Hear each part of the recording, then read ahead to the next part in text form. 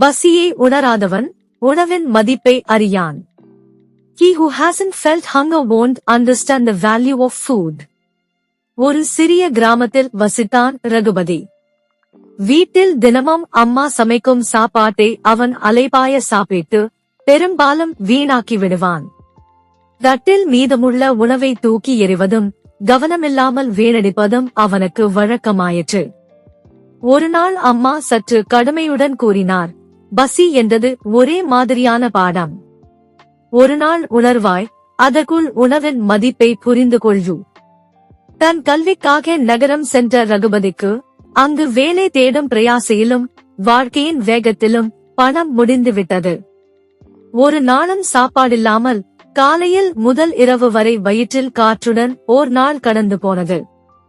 மாலை நேரம். நகர ஹோட்டலின் அருகில் நின்று உள்ளே மக்கள் சாப்பிடும் காட்சியை விழித்தான். வயிற்றில் வலி, கண்களில் தாழ்வு, பசியின் படுக்கை நன்கு உணர்ந்தான். அந்த நேரத்தில் ஒரு மென்மையான குரல் கேட்டது. சாப்பிடு மாப்பிள்ளையூர். ஒரு முதியவர் கைத்தோளில் உணவுடன் வந்து அவனிடம் தட்டில் வைத்து தந்தார்.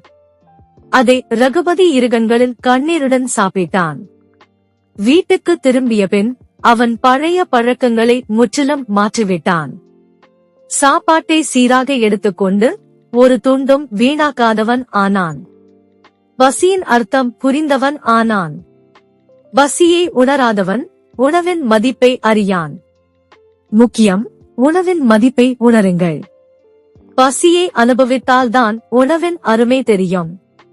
பாடம்: உணவை வீணாக்காதீர்கள். அது ஒருவரின் வாழ்வை மாற்றும் ஒரு வரப்பிரசாதம். முருகப்பெருமானை நம்பினால் சேனலை லைக் செய்யவும், உங்கள் எண்ணங்களை கமெண்ட் செய்யவும், வீடியோவை பகிரவும் மற்றும் சேனலுக்கு குழு சேரவும்.